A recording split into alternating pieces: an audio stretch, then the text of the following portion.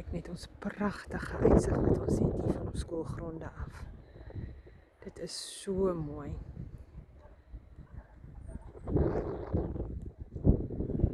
Ons is hier by plot 1244 in Karreestraat, Mountain View, Kareedou. En hierdie plot het Liewe Vader ons mee geseën vir sy kinders, vir die leerlinge hierso, dat ons al ons maats hier kan huisves, vir hulle klaskamers kan oprig, en ons het baie drome vir hulle. Die Here het vir ons 'n ongelooflike visie gegee. Ons is van kleintjies af op tot by matriek, en ons gaan vir hulle 'n speelarea hê vir ons kleintjies. Ons gaan 'n sensoriese tuin hê wat gaan bestaan uit verskeie kruie en allerhande ander sensoriese ervarings. Ons gaan bankies hê met bordspele waar die kinders kan bordspeletjies speel of hulle net lekker met mekaar kan gesels. Ons gaan 'n stukkie grasperk hê waar hulle kan sokker speel of hulle kan netbal doen of hulle kan 'n bietjie hokkie of cricket speel. Ons gaan ook 'n speelarea hê vir ons klein goed met 'n baan, fietsbaantjie wat hulle kan ry, 'n sandpit, swaaie, wat hulle net 'n heerlike speeltyd kan hê.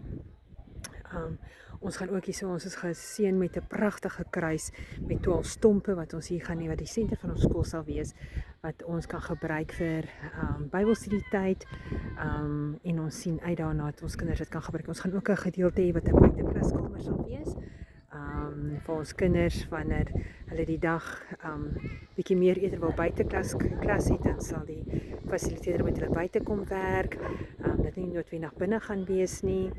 Ons gaan ook 'n chicken coop hê hierso, waar ons hoendertjies gaan aanhou, sodat ons kinders kan sien en dit kan beleef, waar die eiers gelê word en dan die hoenders uitbroei en groot word. Ons gaan ook 'n groentetuin hê vir ons kinders, wat hulle self die groente gaan kweek, en dan gaan ons dit gebruik in die kombuis wat die kinders leer kos maak.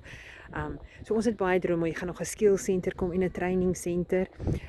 Die Here het vir ons regtig waar 'n wonderlike visie gegee vir hierdie skool, en ons kan nie wag om dit te sien gebeur en die bou daarvan te sien gebeur nie. So ja, baie dankie dat julle hierdie video met ons deel.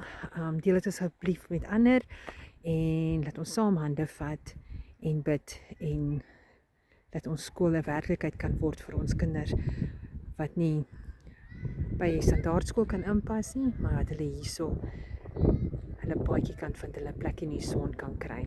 Dankie julle.